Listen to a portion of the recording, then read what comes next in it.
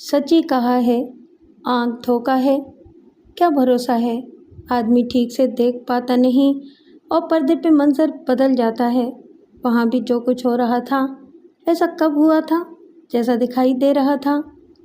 کسی مظلوم کی آہوں اور سسکیوں کو ایک بے حس خاموشی نے اپنے اندر اتار لیا تھا۔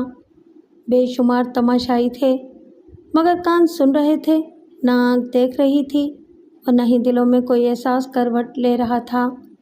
پھر کچھ لمحے بیتے، موسم بدلا، کسی کا حال ماضی میں ڈھل گیا، پھر وقت کی رفتار میں کسی کی آہٹ سنائی دی، کچھ گنگناتی سرگوشیاں دل میں چٹکیاں لینے لگیں، سرد میری سے بچھے ہونٹوں پر دھیرے دھیرے مسکراہٹ کھیلنے لگی کہ اچانک ماضی آئینہ بن کر سامنے آ گیا اور پھر ساری صورتیں کٹمٹ ہو گئیں۔ ایسا تو ہونا ہی تھا، جب ٹھیک سے دیکھنے اور سمجھنے کی صلاحیت نہ ہو تو فیصلے سادہ نہیں کیے جاتے، کیونکہ جب پارسا نظر آنے والی نارسائی کے بھنور میں پھنستے ہیں تو اپنی ذات، اپنی سچائی کو ثابت کرنا کس قدر آزمائش میں ڈال دیتا ہے، اس کا اندازہ کرنا اگرچہ مشکل تو ہے لیکن ناممکن نہیں۔ مگر مقدر کی آزمائش پر پورا اترنا ہر کس و ناقص کے بس کی بات بھی نہیں۔ السلام علیکم لسنر، آئیے محی الدین نواب کے شاہکار قلم سے ایک اور شاہکار کہانی سنتے ہیں جس کا عنوان ہے پارسائی۔ تو آئیے شروع کرتے ہیں۔ جب رات اپنا کالا منہ چھپانے کو ہو اور دن کا اجالا پوری آب و تاب کے ساتھ پھیلنے کو ہو، تب اس ہونے اور نہ ہونے کے دوران ایک صدا گونجتی ہے، ایک پیغام ابھرتا ہے۔ وہ مقدس پیغام کھلے عام دعوت دیتا ہے، غفلت کی نیند سونے والوں کو پکار پکار کر کہتا ہے، آؤ صوم و صلات کی طرف، آؤ اپنی فلاح اور کامیابی کی طرف۔ نماز نیند سے بہتر ہے، نماز نیند سے بہتر ہے۔ جو بہتر سمجھتے ہیں وہ اپنی بہتری کے لیے بستر چھوڑ دیتے ہیں، فلاح پانے کے لیے اس صدائے مقدس کی سمت چل پڑتے ہیں، اور جو عاقبت نہ اندیش ہوتے ہیں وہ بستر کی راحت میں سجدے کا سکون بھول کر اوندے پڑے رہ جاتے ہیں۔ مولانا فضل کریم اٹھ کر بیٹھ گئے۔ فجر کی اذان جیسے ان کے خوابیدہ دماغ میں آ کر صبح بخیر کہتی تھی، نئے سورج کے ابھرنے کی نوید سناتی تھی۔ یہ ان کے لیے معمول کی بات تھی۔ معمولات زندگی میں کہیں ایک ذرا سا بھی فرق آ جائے تو وہی بات غیر معمولی ہو جاتی ہے۔ ان کے ساتھ بھی کچھ غیر معمولی ہو گیا تھا۔ وہ روز کی طرح اٹھ کر بیٹھے تھے، مگر اس کی وجہ آسان نہیں تھی۔ جب سے ہوش سنبھالا تھا تب سے اب تک عشاء کی نماز کے بعد ایسی گہری نیند آتی تھی جیسے ماں نے لوری سنائی ہو، اور فجر کی اذان انہیں گہری نیند سے آپ ہی آپ اٹھا کر بٹھا دیتی تھی۔ لیکن اس روز کیا ہوا تھا؟ وہ بستر پر بیٹھے کمرے میں ادھر ادھر ایسے دیکھ رہے تھے جیسے اپنے سوال کا جواب ڈھونڈ رہے ہوں۔ انہیں اپنی الجھن سمجھ میں نہیں آ رہی تھی۔ آخر ہوا کیا تھا؟ اذان نے دستک نہیں دی تھی، پھر آنکھوں کی کھڑکیاں کیسے کھل گئی تھیں؟ خود بخود کچھ نہیں ہوتا، کچھ ہونے کے لیے پہلے سے کچھ نہ کچھ ضرور ہوتا ہے۔ چند لمحوں بعد ہی اذان گونجنے لگی، مگر ان کے دماغ میں چوڑیوں کی کھنک گونج رہی تھی۔ ہاں، وہ چوڑیوں کی کھنک ہی تو تھی۔ الجھن اس لیے تھی کہ اس گھر میں کسی عورت کا وجود نہیں تھا۔ والدہ کی وفات کے بعد کوئی عورت کسی رشتے سے اس گھر میں نہیں آئی تھی، پھر چوڑیاں کہاں سے آ جاتیں؟ چوڑیاں سر میں بولتی ہیں، مگر ان کے لیے جو محبت کے سرتال اور جذبوں کی چال ڈھال کو سمجھتے ہوں، اور یہ سوجھ بوجھ تبھی آتی ہے جب انسان جذبوں میں ڈوب کر سمجھتا ہے۔ مولانا فضل کریم نے زندگی کے بہت سے اسباق پڑھے تھے، مگر ابھی وہ آگ کا دریا ہے اور ڈوب کے جانا ہے، اس کے سبق سے قطعی ناآشنا تھے۔ اسی لیے چوڑیوں کی سرگم نے انہیں چونکا دیا تھا اور وہ ہڑبڑا کر اٹھ بیٹھے تھے۔ وہی کھنکتی ہوئی آواز پھر کہیں سے لہراتی ہوئی آئی۔ وہ فوراً ہی بستر سے اتر گئے۔ اب تک اس تذبذب میں تھے کہ کسی خواب کے باعث آنکھ کھل گئی تھی، अब पूरे होशो हवास में रहकर उन्होंने सुना था चूड़ियों ने कहीं सरगोशी की थी, मगर कहाँ। वो मुतलाशी नज़रों से कमरे को देखते हुए दूसरे कमरे में आए। इनका घर सोनी कलाई जैसा था। चूड़ियों की खन खन, रेशमी आंचल की सन और पायल की छन छन से नामानूस। फिर वो आवाज़। उन्होंने बड़े कमरे में ऊपर जाती हुई सीढ़ियों को देखा। ज़रा रुककर सुनने की कोशिश की। गहरी खामोशी छाई हुई थी। वो बाहर आंगन में आ गए। कोई भी तो नहीं था। वो कभी किसी औरत के पीछे नहीं भागे, किसी को अपनी ज़िंदगी में नहीं लाए, मगर अब कोई थी जो चूड़ियों की दस्तक देकर इन्हें जाने अनजाने में अपने पीछे लगा रही थी। वो कौन थी, कहाँ थी? वो घर के निचले हिस्से का कोना कोना देखने के बाद पिछले हिस्से में नस्ब किए गए लकड़ी के सीने से ऊपर आ गए। वहाँ खुली छत के बीचों बीच एक कमरा बना हुआ था और एक तरफ पुख्ता जीना था जो नीचे बड़े कमरे में उतरता था। वो दबे कदमों चलते हुए चारों तरफ का जायज़ा लेते हुए कमरे के दरवाजे के पास आए। फिर इसके हैंडल को धीरे से घुमाकर एक झटके से पूरी तरह खोल दिया। कोई भी तो नहीं था। वो कमरा एक तरह का स्टोर रूम था। वहाँ घर की गैर ज़रूरी अशिया और दीगर काट कबाड़ रखा जाता था। इस कमरे से मुल्हिका बाथरूम का दरवाज़ा खुला हुआ था। वो मोहतात अंदाज में चलते हुए वहाँ आए। घर के दूसरे हिस्सों की तरह वो भी खाली था। उन्होंने सोचती हुई नज़रों से इधर उधर देखा, फिर कमरे से निकलकर दरवाज़ा बंद कर दिया। पुख्ता सीने से उतरते हुए नीचे बड़े कमरे में आ गए। ना चूड़ी वाली मिली थी और ना ही अब चूड़ियों की खनक मिल रही थी। मामला समझ में नहीं आ रहा था। यही बात समझ में आ रही थी कि वो आवाज़ इनका वहम हो सकती है। उलझन सुलझ जाए तो दिल मुतमईन हो जाता है, मगर वो उलझे हुए थे क्योंकि बात समझ में नहीं आई थी। ऐसे ही वक्त बैरूनी दरवाजे पर दस्तक सुनाई दी। उसके साथ ही किसी ने बुलंद आवाज़ में इन्हें पुकारा, मौलाना साहब। मौलाना फजल करीम ने ज़ेरे लब कहा, ओह कादिर जान। उन्होंने फ़ौरन ही बाहर आकर दरवाज़ा खोल दिया। कादिर जान चाय की 2 प्यालियाँ और थर्मास लिए खड़ा था।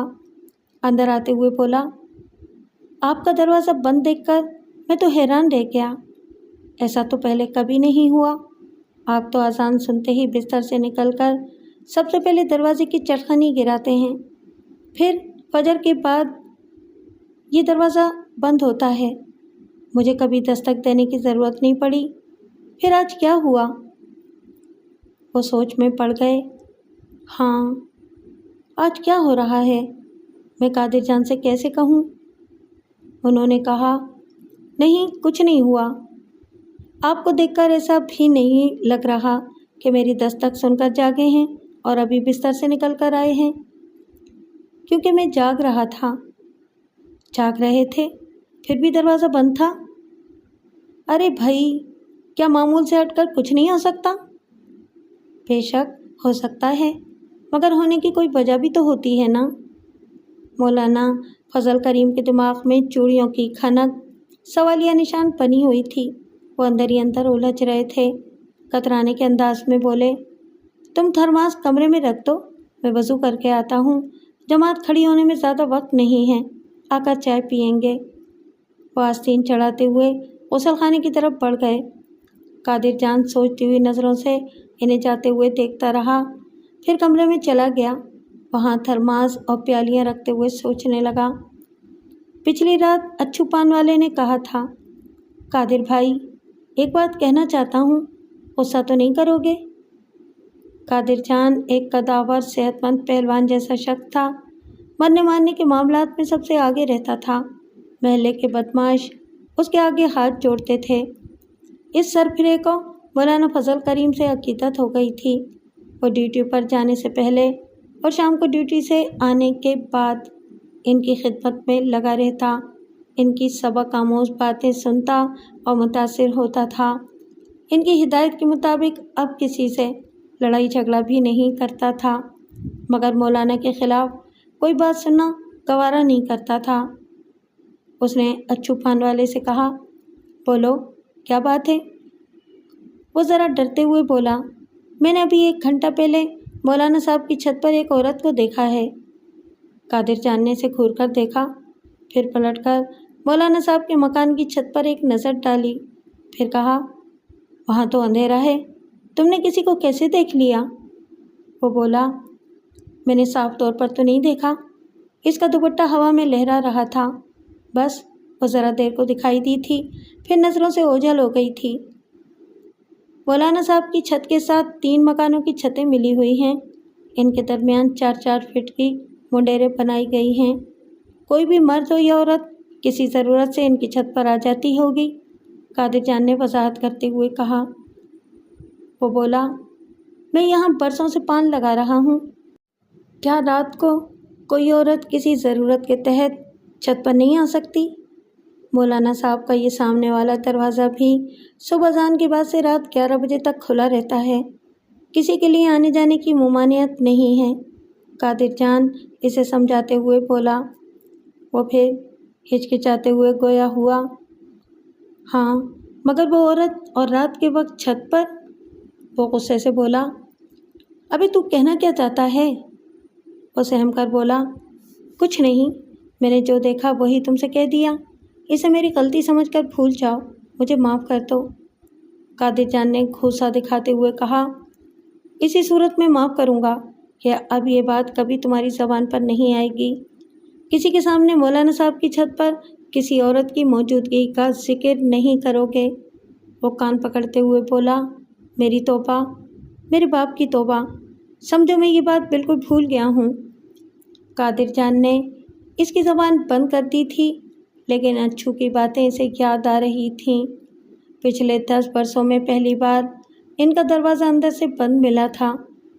وہ مولانا صاحب سے ایسی عقیدت رکھتا تھا کہ اس سلسلے میں ان سے کوئی سوال نہیں کر سکتا تھا، ایک ذرا سی بے ادبی کا بھی مرتکب نہیں ہونا چاہتا تھا۔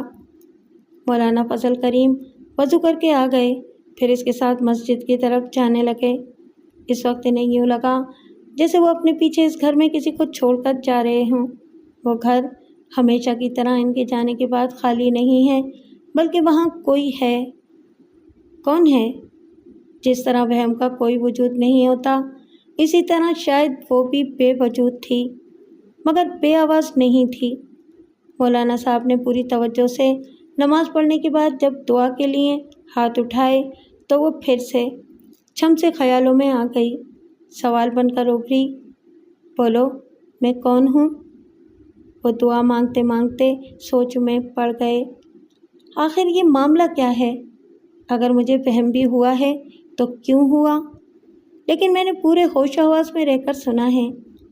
قادر جان نے ان کے شانے پر ہاتھ رکھتے ہوئے کہا، مولانا صاحب، دعا مانگتے مانگتے آپ کے ہاتھ نیچے ہو گئے ہیں؟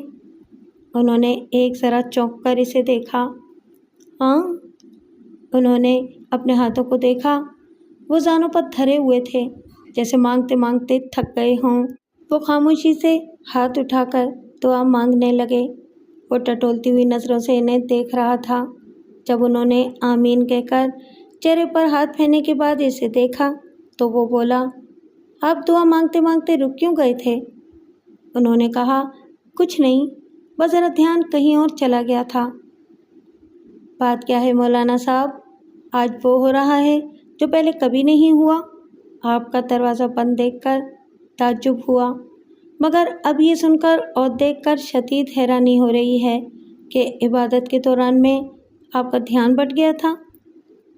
انہوں نے بے چینی سے پہلو بدلا اور بات بناتے ہوئے کہا، ارے میں کوئی ولی اللہ تو نہیں ہوں، عام سا انسان ہوں، میرے خیالات بھی بھٹک سکتے ہیں، کوئی سوچ دماغ میں آ سکتی ہے، پھر تو یقیناً کوئی خاص معاملہ ہے جس کی وجہ سے یہ گڑبڑ ہو رہی ہے۔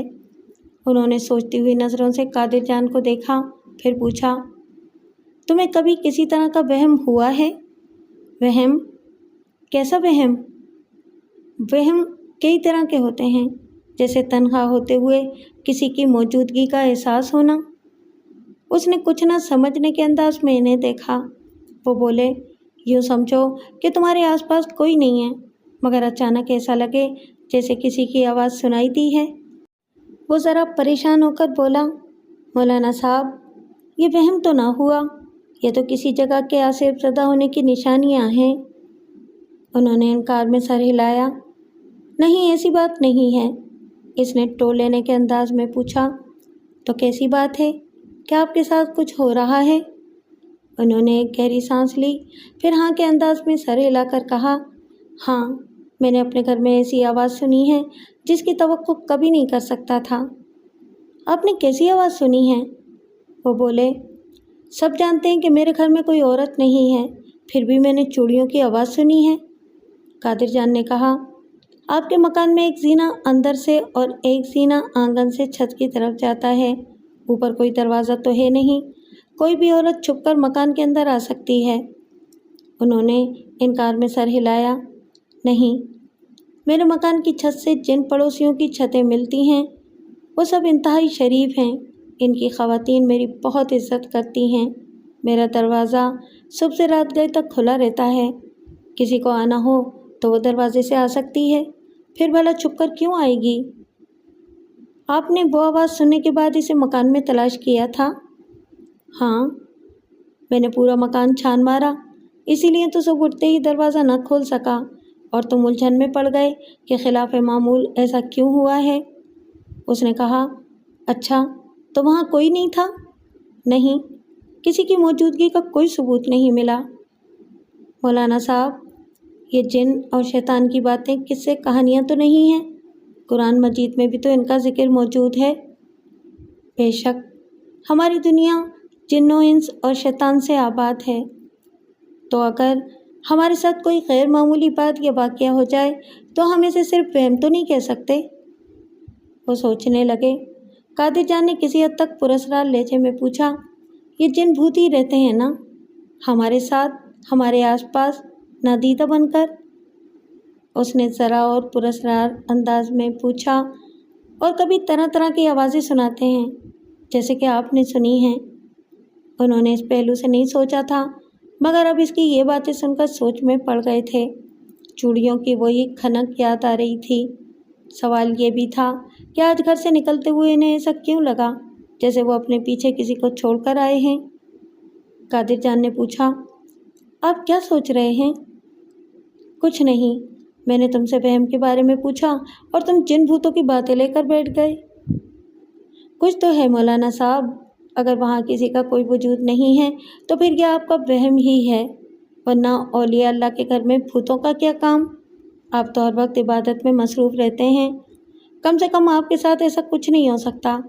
ये तो हम जैसे गुनाहगार बंदे हैं जिन्हें जिन भूत अपने शर से परेशान कर सकते हैं।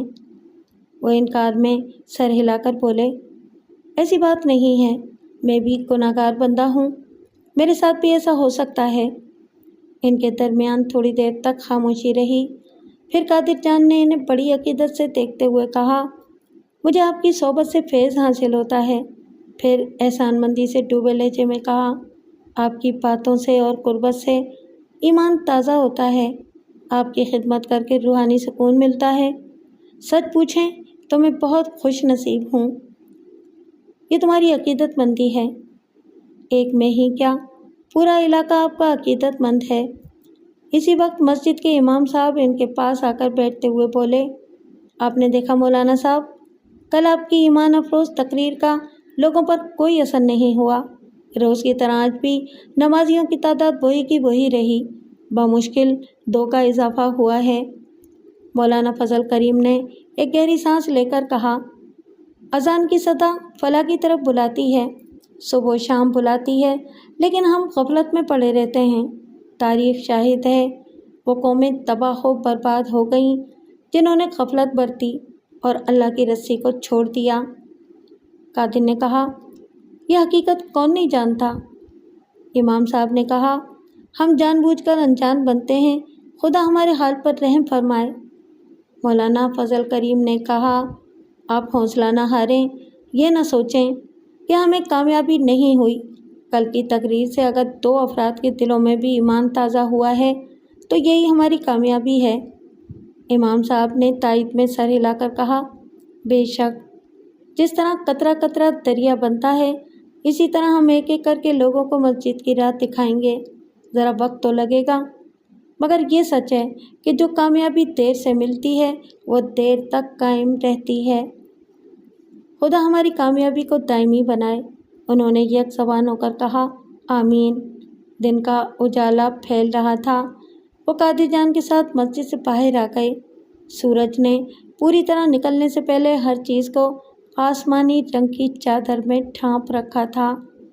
कादिर ने इनके साथ चलते हुए कहा, सुबह का ये वक्त कितना पुरसुकून दिखाई देता है। कोई हलचल नहीं, कोई भगदड़ या अफरा तफरी नहीं। वो बोले, असल में ये सुकून नहीं, हमारी बदबख्ती है। लोग इबादत के वक्त भी गफलत की नींद में डूबे रहते हैं। हमसे अच्छे तो ये चरिंद परिंद हैं। वो बातें करते हुए एक गली में दाखिल हुए तो कादिर जान ने दूर एक घर की तरफ देखते हुए कहा, अब खुलेगी वो खिड़की। इसकी बात पूरी होने से पहले ही मतलूबा घर की खिड़की खुल गई। वो दोनों साथ साथ चलते हुए इस खिड़की के पास से गुजरे तो वहाँ खड़ी हुई लड़की ने कहा, शुक्रिया मौलाना साहब, आपके फ़ैसले का एहसान मैं सारी ज़िंदगी नहीं भूलूंगी। मुझे जिस बदनामी की दलदल में फेंका गया है, इस दलदल की एक छींट भी अगर आपके दामन पर लग जाए तो आपको मालूम हो कि मैं किस अज़ियत में हूँ। काश आप हकीकत को जानने के बाद मुझे गुनाहगार ठहराते। वो दोनों चुपचाप वहाँ से गुजरते हुए आगे बढ़ते चले गए। इसकी आवाज़ अब भी साफ सुनाई दे रही थी। वो रोते हुए बोल रही थी, ओ ज़मीन के खुदाओ, मेरा मामला, मेरी हकीकत मेरा रब जानता है। इसे मालूम है, वो सब जानता है, वो सब जानता है। आंसुओं में रुंधी हुई आवाज़ दूर होते होते आखिर खामोशी में ढल गई। कादिर जान ने सर झटक कर कहा, ये पिलंबर सुलेमान की बेटी तो बहुत ही ढीठ और बेहया है। रोज़ सब यही बातें दोहराती है। गली से गुजरना दूभर कर दिया है। घर तक पहुंचने का कोई दूसरा रास्ता भी तो नहीं है। खुदा की कसम, आपने मेरी ज़बान बंद न कराई होती तो मैं इसे इसकी औकात याद दिला देता। गाली के जवाब में गाली देकर अपनी ज़बान को और कीचड़ में पत्थर मारकर अपने लिबास को गंदा नहीं करना चाहिए। लेकिन मौलाना साहब, हद होती है। दरगुजर करने की कोई हद नहीं होती। क्या तुम्हें वो तारीख़ी वाक़या याद नहीं है? रसूल करीम सल्लल्लाहु अलैहि वसल्लम रोज़ एक गली से गुज़रते थे और एक औरत रोज़ आप पर कचरा फेंका करती थी, जिसकी वजह से आपका लिबास से मुबारक नापाक हो जाया करता था। इसने सर हिलाकर कहा, जी अच्छी तरह याद है। आप सल्लल्लाहु अलैहि वसल्लम ने इस औरत से कभी शिकायत नहीं की। आखिर वो दिन आया जब वो अपनी काफिराना हरकतों से बाज आ गई और दीन इस्लाम कबूल कर लिया। वो कचरा फेंका करती थी और इसने अपने वालिदैन समेत पूरे महल्ले की इज्जत का कचरा कर दिया है। एक खाली घर में इस जवान लड़के के साथ रगे हाथों पकड़ी गई थी। किस किसने नहीं देखा। ऐसी हरामकारी के बाद भी आपको इल्ज़ाम देती है कि आपने हकीकत को समझे बगैर इसे आबरूबाग तक करार दे दिया है। वो बातें करते हुए घर के दरवाजे पर पहुंच गए। मौलाना फजल करीम ने आंगन में कदम रखते हुए गहरी नज़रों से पूरे घर का जायज़ा लिया और कुछ उलझते हुए कादिर जान के साथ कमरे में आ गए। कादिर जान ने थर्मास उठाकर प्यालियों में चाय उंडेलते हुए कहा, आप किसी भी मामले में कभी कोई गलत फैसला नहीं सुनाते, हमेशा हक़ाइक़ को समझने के बाद राय देते हैं। इसीलिए तो पूरा इलाका आपकी कदर करता है। जब भी किसी को कोई उलझन पेश आती है तो वो अपने मसाइल हल करवाने आपके पास दौड़ा चला आता है। उन्होंने चाय की प्याली उठाकर एक चुस्की ली, फिर कहा, मैं बाकायदा कोई मुंसिफ तो नहीं हूँ, लेकिन जब किसी मामले में राय देने या फैसला करने का इख्तियार दिया जाता है तो मेरी कोशिश यही होती है कि मैं दीनी अहकामात के मुताबिक मामले को समझूं और फैसला दूं। हमारा दीन यही हुक्म देता है कि कानों सुनी बात पर नहीं, आँखों देखी हकीकत पर यकीन करो। और पिलंबर सुलेमान की बेटी अनीला ने जो गुल खिलाया है वो तो सभी ने देखा था। बूढ़े बाप का सर झुक गया है। इसने तो लोगों से मिलना जुलना तक छोड़ दिया है, मगर वो और इसकी माँ आंखों देखी हकीकत को भी झुटलाती हैं। यानी हम सब झूठे हैं, बस वो माँ बेटी सच्ची हैं। قادر جان نے منہ بناتے ہوئے کہا۔ انہوں نے 2-4 گھونٹ لینے کے بعد کہا، جس طرح پاگل کبھی خود کو پاگل نہیں کہتا، اسی طرح مجرم بھی خود کو کبھی مجرم نہیں کہتا۔ انیلا بھی یہی کر رہی ہے۔ بے شک کرتی رہے، لیکن جب وہ یہ کہتی ہے کہ آپ کے فیصلے نے اس کے مقدر میں بدنامی لکھی ہے تو بہت غصہ آتا ہے۔ یعنی اس نے کوئی گناہ نہیں کیا، آپ کے فیصلے نے اسے گناہ گار بنا دیا ہے۔ وہ چائے کی خالی پیالی کو میز پر رکھتے ہوئے بولے، تم کیا سمجھتے ہو؟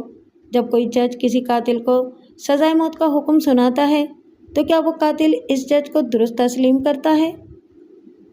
وہ ذرا ٹھہر کر بولے، ہرگز نہیں۔ تختہ داد تک پہنچنے کے بعد بھی وہ اس جج کو لعنت ملامت کرتا رہتا ہے اور یہی کہتا ہے کہ اس کے مقدر میں ابھی سانسیں تھیں، مگر جج کا غلط فیصلہ انہیں وقت سے پہلے چھین رہا ہے، موت سے پہلے اسے موت دے رہا ہے۔ وہ اس بات میں سر ہلا کر بولا، آپ بالکل درست فرما رہے ہیں۔ انہوں نے ایک گہری سانس لے کر کہا، فیصلہ حمایت میں ہو تو منصف سچا لگتا ہے، لیکن فیصلہ مخالفت میں ہو تو وہی منصف جھوٹا اور فریبی بن جاتا ہے۔ ہمیں جذبات اور رشتہ داری سے بالاتر ہو کر فیصلے کرنے پڑتے ہیں۔ کوئی ہمیں جھوٹا سمجھتا ہے تو سمجھتا رہے، لیکن ہمارے دل میں یہ کامل یقین ہونا چاہیے کہ ہم دینی احکامات کے مطابق فیصلے سنا رہے ہیں۔ کبھی کبھی مجھے لگتا ہے انیلا جان بوجھ کر ایسا کر رہی ہے، دل ہی دل میں اپنے گناہ کو مانتی ہے، مگر آپ کے دل و دماغ پر یہ بوجھ ڈالنا چاہتی ہے کہ آپ نے اس کے ساتھ ناانصافی کی ہے۔ مولانا فضل کریم بیٹھے بیٹھے چونک گئے۔ اس کی بات کاٹتے ہوئے بولے، تم نے یہ آواز سنی؟ کیسی آواز مولانا صاحب؟ ابھی تو سنائی دی تھی جیسے کوئی کھٹکا ہوا ہو۔ وہ سر کھجاتے ہوئے بولا، شاید ہوا ہوگا، میں بات کر رہا تھا اس لیے سن نہ سکا۔ وہ سوچتی ہوئی نظروں سے کمرے کی چھت کو دیکھ رہے تھے۔ قادر جان نے ایک نظر چھت کو دیکھا، پھر پوچھا، کیا اوپر سے آواز آئی تھی؟ ہاں شاید۔ پھر تو ہمیں اوپر جا کر دیکھنا چاہیے۔ وہ دونوں اٹھ کر کھڑے ہو گئے۔ قادر جان نے پوچھا، آواز کس سمت سے آئی تھی؟ انہوں نے پختہ سینے کی طرف اشارہ کرتے ہوئے کہا، ادھر سے آئی تھی۔ میں ادھر سے اوپر جا رہا ہوں، تم لکڑی والے سینے سے اوپر آؤ۔ وہ ادھر جاتے ہوئے بولا، جلدی اوپر آئیں، ایسا نہ ہو کہ وہ کسی دوسری چھت پر جا کر گم ہو جائے۔ مولانا بڑے کمرے سے گزر کر پختہ سینے کی طرف آئے، پھر تیزی سے ایک ایک پائیدان پر قدم رکھتے ہوئے اوپر پہنچے۔ قادر جان لکڑی والے سینے کے ذریعے اوپر آ گیا تھا۔ وہ دونوں چاروں طرف دیکھنے لگے۔ مولانا نے چھت والے کمرے کے اندر جا کر دیکھا، وہ کمرہ اور باتھ روم خالی تھے، باقی 3 چھتیں بھی دور تک ویران دکھائی دے رہی تھیں۔ انسان تو کیا، وہاں ایک پرندہ بھی نہیں تھا۔ وہ دونوں نیچے آ گئے۔ قادر جان نے کہا، پہلے آپ نے چوڑیوں کی آواز سنی، پھر ایک کھٹکا سنا، بار بار آوازیں آ رہی ہیں، تو یہ وہم تو نہیں ہو سکتا؟ کیا یہ مکان آسیب زدہ ہو گیا ہے؟ انہوں نے کہا، میرے پاس جنات اور ابلیس سے متعلق کچھ کتابیں ہیں، میں ابھی ان کا مطالعہ کروں گا۔ وہ بولا، آپ تو شر سے بچنے کے لیے وظیفے جانتے ہیں؟ ہاں، میں ایک وظیفے کا ورد کرتا رہوں گا۔ اگر یہ کسی جن یا شیطان کی شر پسندی ہے تو انشاءاللہ جلدی دفع ہو جائے گی۔ تو پھر بسم اللہ پڑھ کر فوراً شیطان کو بھگائیں، قادر جان نے جواب دیتے ہوئے کہا۔ انہوں نے کہا، میں کچھ دیر بعد بسم اللہ کروں گا، ابھی تھکن محسوس کر رہا ہوں۔ وہ فوراً ہی اپنی جگہ سے اٹھ کر ان کے پیچھے گاؤ تکیہ رکھتے ہوئے بولا، آپ آرام سے لیٹ جائیں، میں پاؤں دباتا ہوں۔ ارے نہیں، پیروں میں درد نہیں ہے، بس ذرا ذہنی تھکن ہے، میں سونا چاہتا ہوں۔ اس نے پریشان ہو کر انہیں دیکھا، پھر ان کی طرف بڑھتے ہوئے کہا، تو میں سر دبا دیتا ہوں۔ وہ چارپائی پر لیٹتے ہوئے بولے، نہیں، اس کی ضرورت بھی نہیں ہے، میرا خیال ہے کہ تھوڑی سی نیند آ جائے گی تو طبیعت سنبھل جائے گی، پھر میں وظیفہ پڑھوں گا اور کتابوں کا مطالعہ کروں گا، ذرا طبیعت سنبھلنے دو۔ مولانا صاحب، آپ نے تو مجھے پریشانی میں ڈال دیا ہے، سب ٹھیک تو ہے نا؟ ہاں بھائی، سب ٹھیک ہے، تم پریشان کیوں ہو رہے ہو؟ آرام سے گھر جا کر ڈیوٹی پر جانے کی تیاری کرو، انشاءاللہ رات کو ملاقات ہوگی۔ انہوں نے بولتے بولتے آنکھیں بند کر لیں، جیسے کہہ رہے ہوں اب چلے بھی جاؤ۔ قادر چاند کچھ کہنا چاہتا تھا مگر رک گیا، چپ چاپ کمرے سے نکل گیا۔ پھر اس نے باہر آ کر دروازے کو اچھی طرح بند کر دیا۔ وہاں سبھی جانتے تھے کہ مولانا فضل کریم جب گھر میں ہوتے ہیں تو کبھی اپنے گھر کے دروازے کو اندر سے بند نہیں کرتے، دن بھر وہ دروازہ کھلا رہتا تھا۔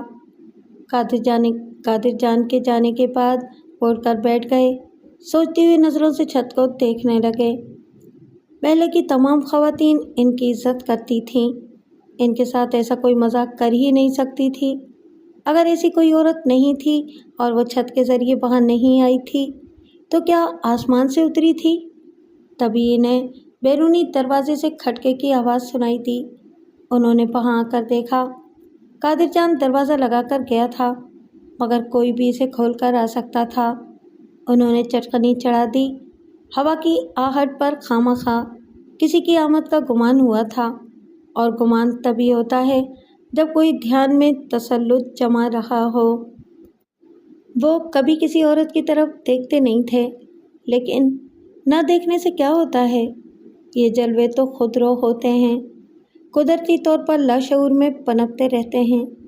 ہوا دکھائی نہ دے پھر بھی اس کا احساس بتا دیتا ہے کہ وہ سرد ہے یا گرم، اور وہ گرما رہی تھی، بیٹھے بٹھائے کھلبلی پیدا کر رہی تھی، خواہ اپنے پیچھے لگا رہی تھی۔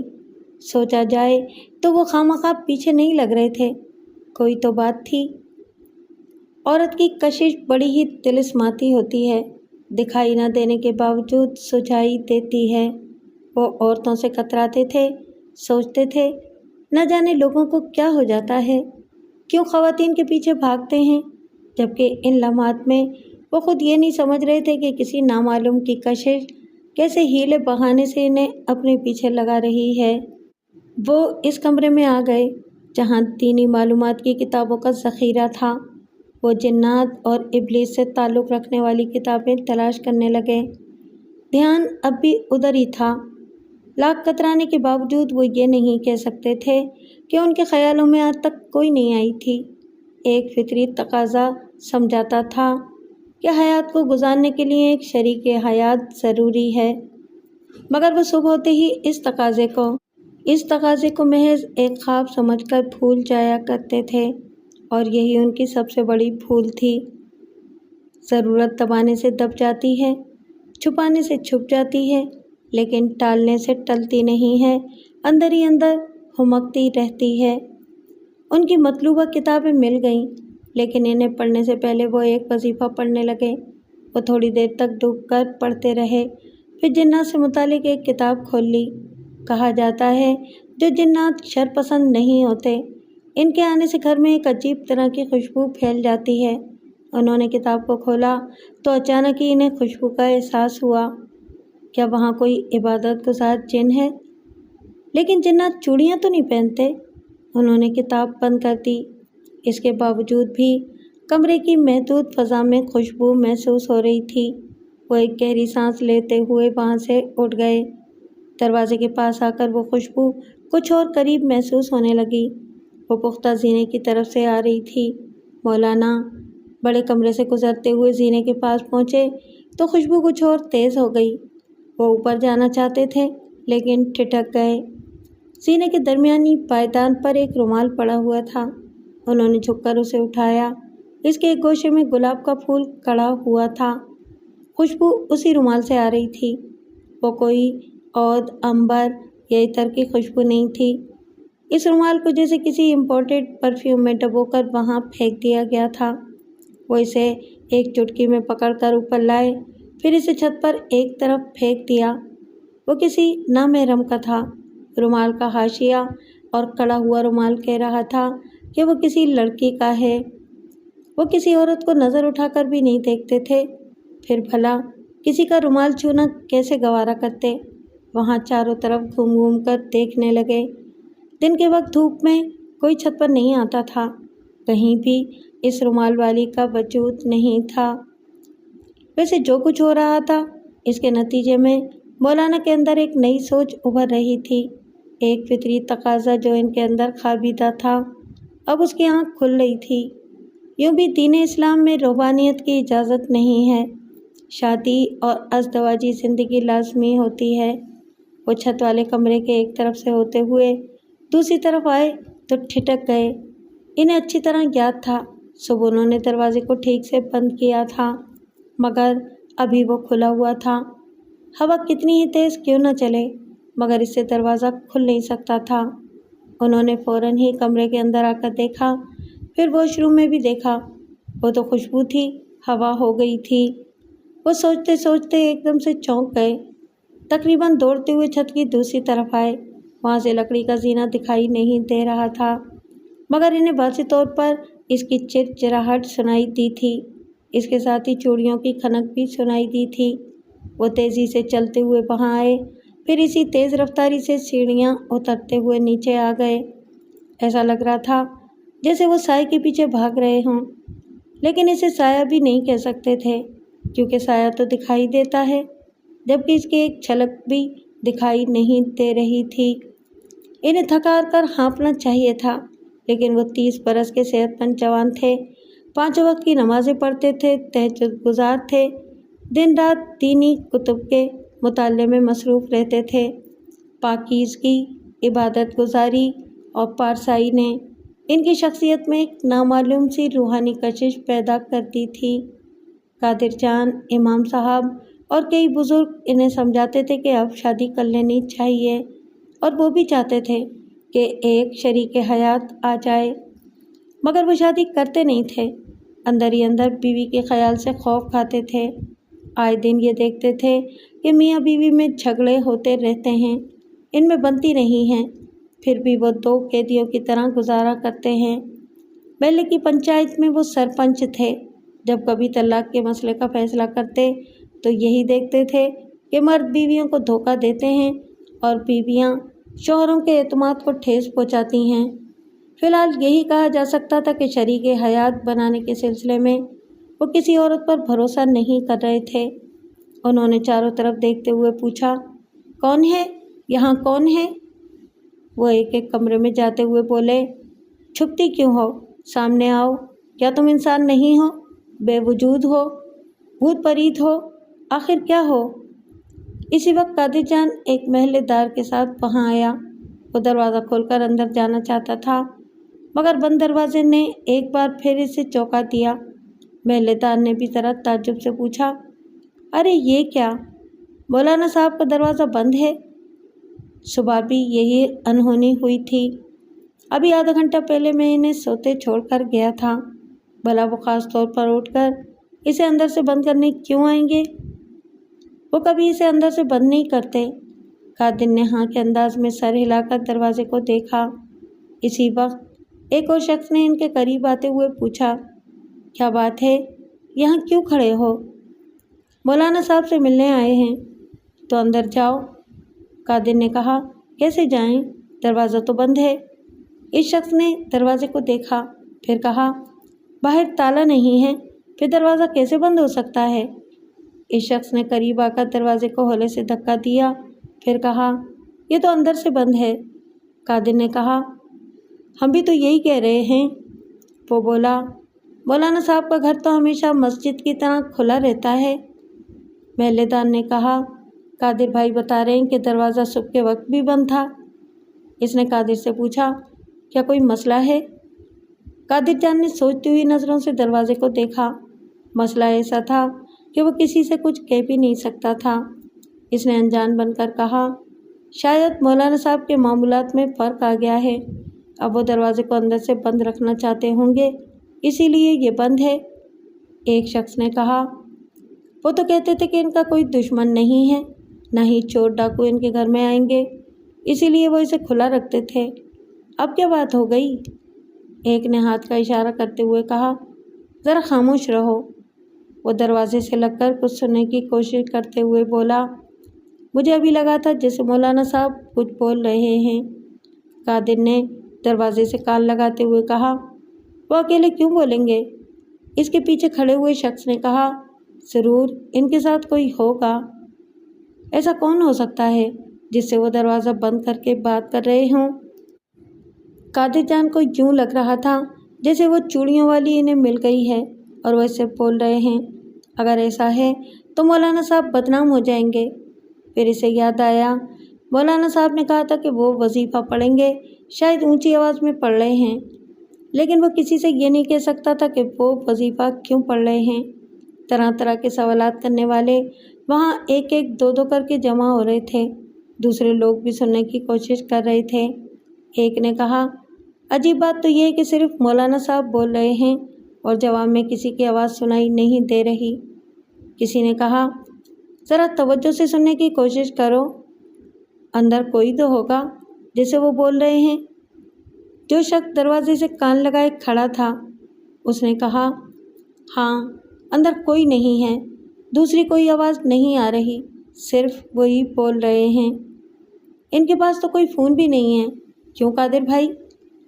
قادر جان نے انکار میں سر ہلا کر کہا، انہیں فون پسند ہی نہیں ہے۔ پیچھے سے امام صاحب کی آواز سنائی تھی، وہ پلمبر سلیمان کے ساتھ ان کی طرف آتے ہوئے کہہ رہے تھے، یہ کیا ہو رہا ہے؟ تم لوگ مولانا صاحب کے دروازے کے باہر کیا کر رہے ہو؟ قادر جان کان لگا کے سن رہا تھا، فوراً ہی سیدھا ہو کر دہلیز سے اترتے ہوئے بولا، وہ دراصل میں یہ مولانا صاحب کا دروازہ بند ہے۔ تو ان سب نے ایک دوسرے کو دیکھا۔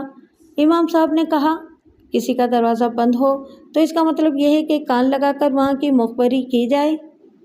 قادر جان نے کہا، ہم مخبری نہیں کر رہے، دراصل ہم حیران ہیں کہ مولانا فضل کریم نہیں جانتے تھے کہ ان کے گھر کے باہر لوگوں کے درمیان کیسی کھلبلی مچی ہوئی ہے۔ وہ تو بس اپنی الجھن کا سرا تلاش کر لینا چاہتے تھے، جاننا چاہتے تھے کون ان کے ساتھ آنکھ مچولی کھیل رہا ہے، اور باہر والے بھی یہی معلوم کرنا چاہتے تھے کہ مولانا کے ساتھ کیا ہو رہا ہے۔ وہ وظیفہ پڑھتے پڑھتے رک گئے۔ بیرونی دروازے پر دستک سنائی دے رہی تھی، اگرچہ اس وقت وہ کسی کی مداخلت نہیں چاہتے تھے، دروازہ کھولنے سے انکار بھی نہیں کر سکتے تھے۔ انہوں نے دروازہ کھولا تو لوگوں کی بھیڑ دیکھ کر پریشان ہو گئے۔ ادھر یہ حیران و پریشان تھے، ادھر آنے والے سوالیہ نظروں سے انہیں دیکھ رہے تھے۔ انہوں نے قادر جان سے پوچھا، بات کیا ہے؟ امام صاحب نے آگے بڑھ کر کہا، یہ انیلا کا باپ سلیمان آپ سے ملنا چاہتا تھا، باقی سب یہ جاننے کے لیے یہاں پہلے سے موجود ہیں کہ آپ کا دروازہ بند کیوں ہے۔ مولانا نے ایک طرف ہٹ کر انہیں اندر آنے کو کہا۔ امام صاحب نے لوگوں کو دیکھتے ہوئے کہا، آپ سب نے دیکھ لیا ہے، مولانا صاحب خیریت سے ہیں، دروازہ بند رکھیں یا کھلا چھوڑ دیں یہ ان کا اپنا گھر ہے، یہ ان کی اپنی مرضی ہے۔ قادر جان نے کہا، آپ لوگ دروازے کے بند ہونے پر مسئلہ نہ کھڑا کریں بلکہ اپنے اپنے گھر جائیں۔ ایک نے کہا، ہم جا رہے ہیں، لیکن یہ تجسس تو رہے گا کہ مولانا صاحب تنہائی میں کس سے باتیں کر رہے تھے۔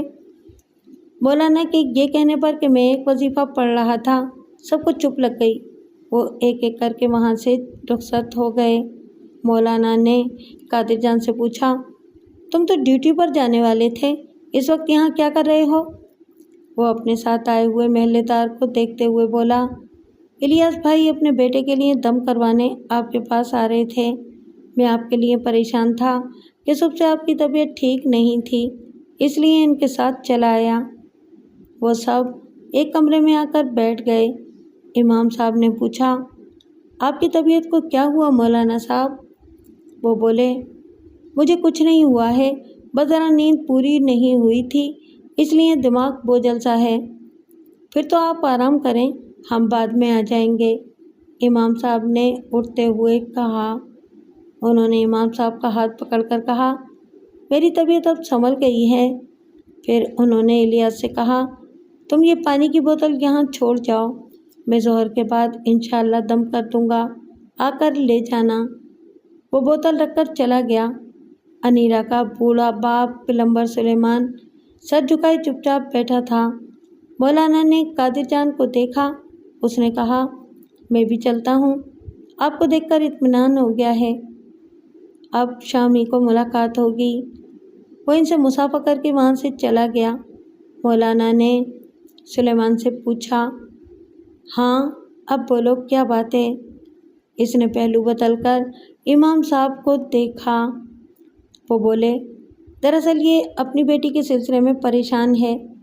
اس لڑکی نے اپنے مقدر میں جو بدنامیاں لکھی ہیں وہ مٹنے والی نہیں ہیں۔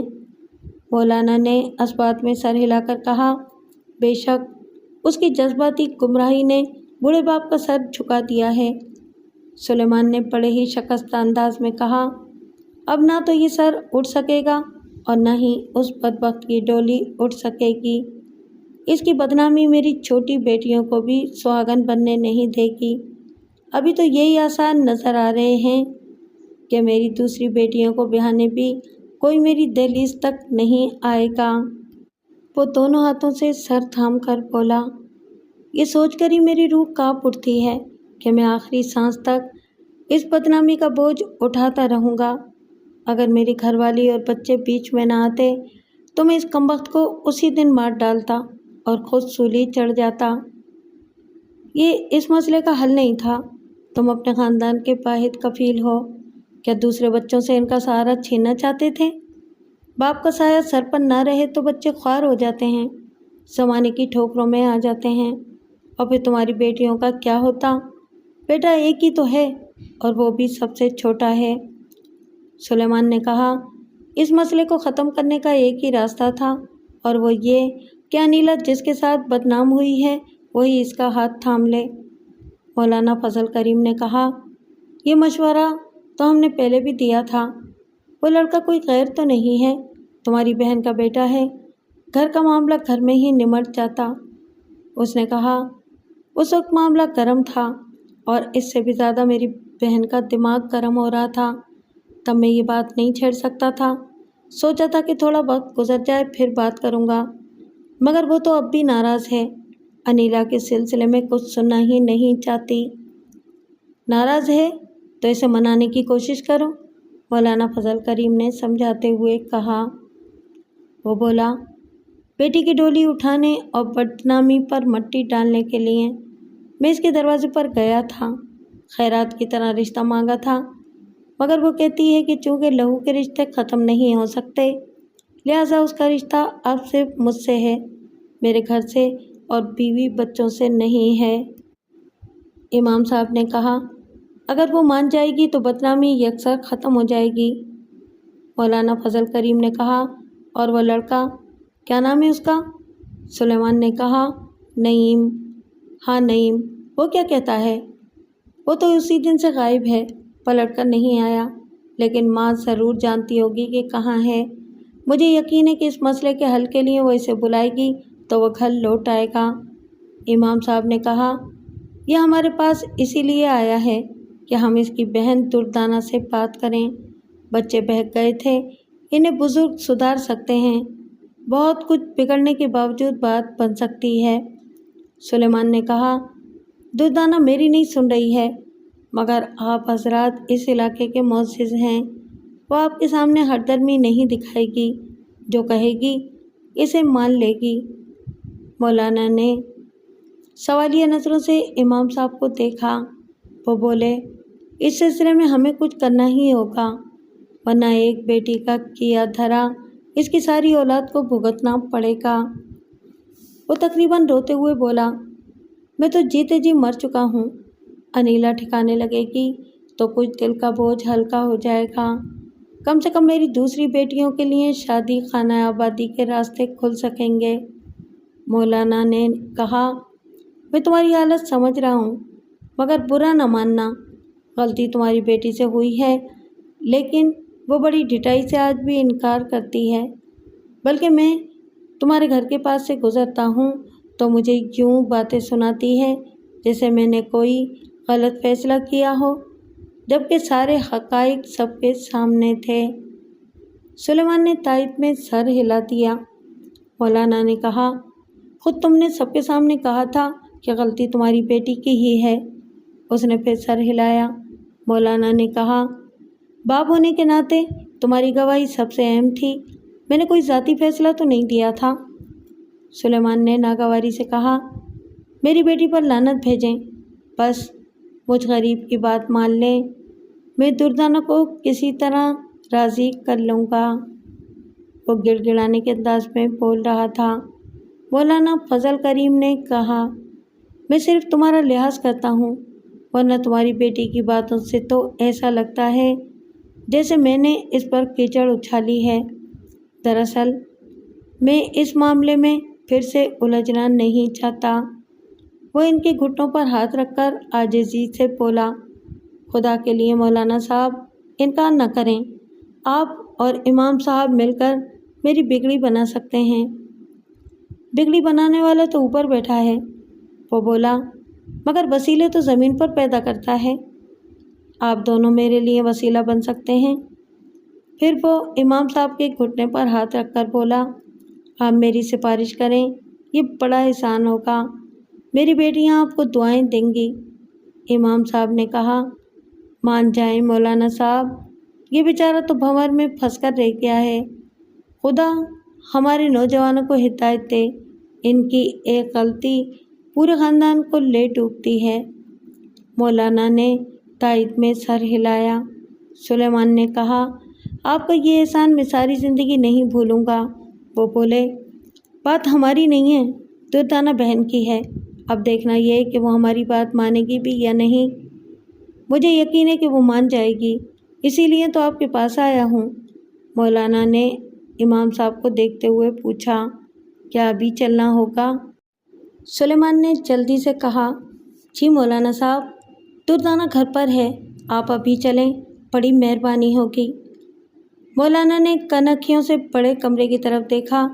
امام صاحب نے کہا، ایک اجڑی ہوئی بیٹی کا گھر بسانے کی بات ہے، نیک کام میں دیر نہیں ہونی چاہیے۔ انہوں نے اثبات میں سر ہلا کر کہا، اچھی بات ہے، میں منہ ہاتھ دھو کر آتا ہوں، پھر چلتے ہیں۔ وہ وہاں سے اٹھ کر آنگن میں آ گئے۔ سر اٹھا کر چھت کی سمت دیکھا۔ یہ تو یقین ہو چکا تھا کہ وہاں کچھ گڑبڑ ہے۔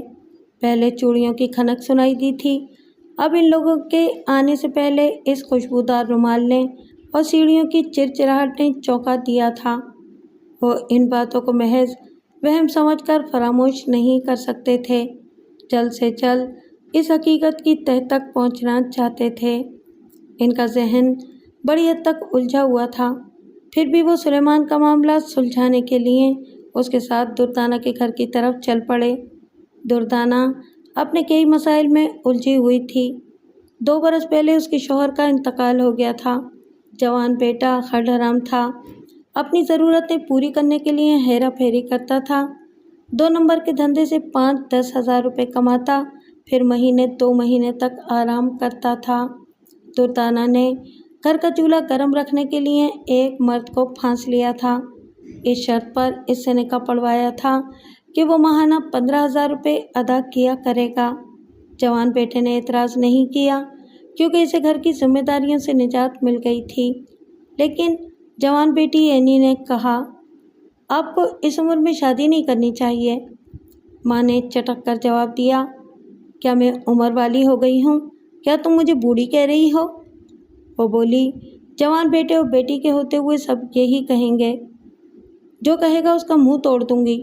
دنیا والے کیا جانیں کہ میرے سوتیلے باپ نے 11 برس کی عمر میں میری شادی کر دی تھی، 1 برس کے اندر ہی نعیم پیدا ہو گیا، آج وہ 20 برس کا ہے، میں پورے 32 برس کی جوان عورت ہوں۔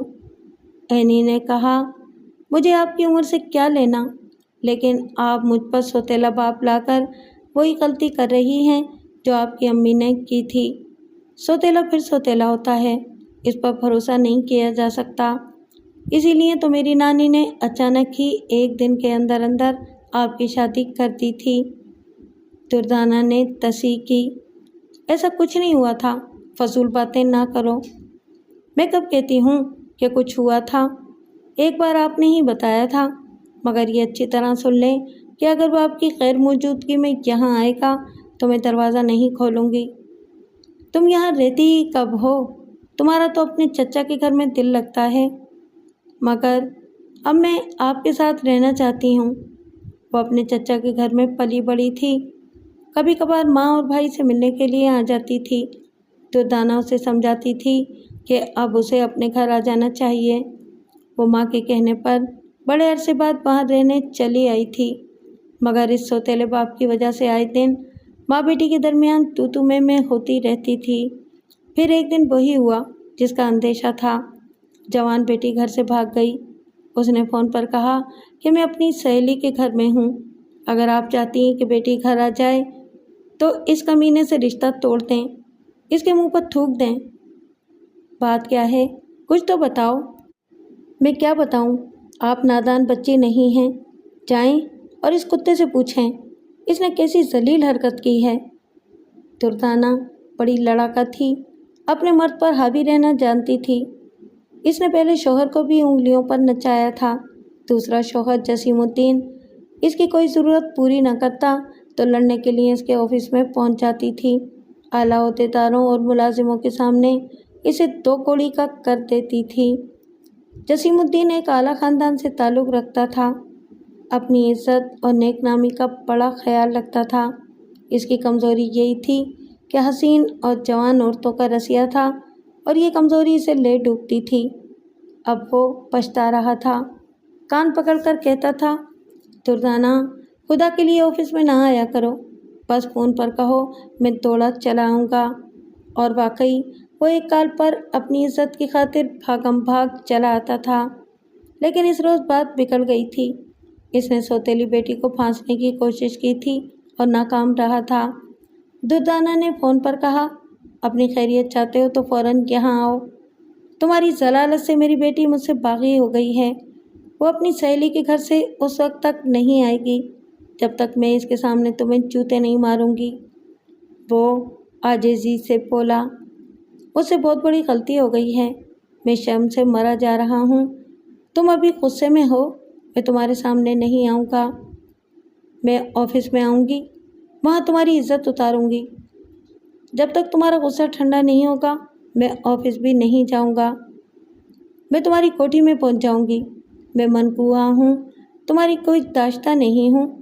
मेरे पास निकाहनामा है, सीधी तरह यहाँ आ जाओ।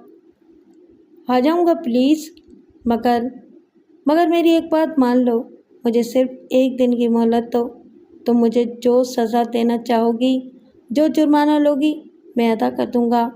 मुझसे रब्ता करो, कोई ऐसा समझौता करो कि मेरी इज्जत रह जाए और तुम्हारा गुस्सा दूर भी हो जाए। मैं तुम्हारा मुतालबा मानकर तुम्हें ज़िंदगी से दूर हो जाऊँगा।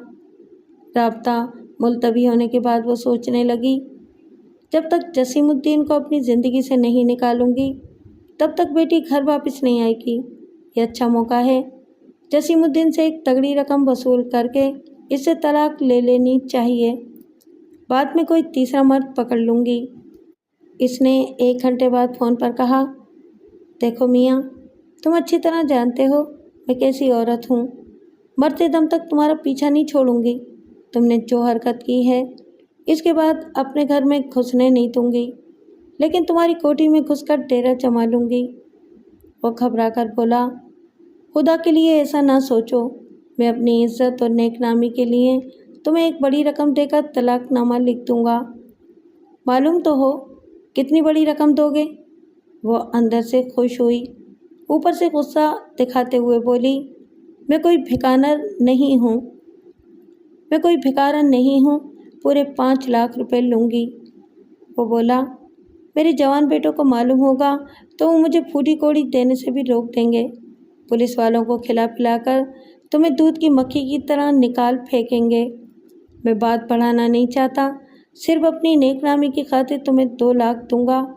राज़ी हो जाओ और मेरा पीछा छोड़ दो। वो राज़ी हो गया। वो भी राज़ी हो गई। चलो मंजूर है, बोलो रकम कब दे रहे हो? कल तुम्हें तलाकनामा और 2 लाख रुपए का चेक मिल जाएगा। दुर्दाना के तो जैसे दिन फिर गए। घर बैठे 2 लाख रुपए मिलने वाले थे।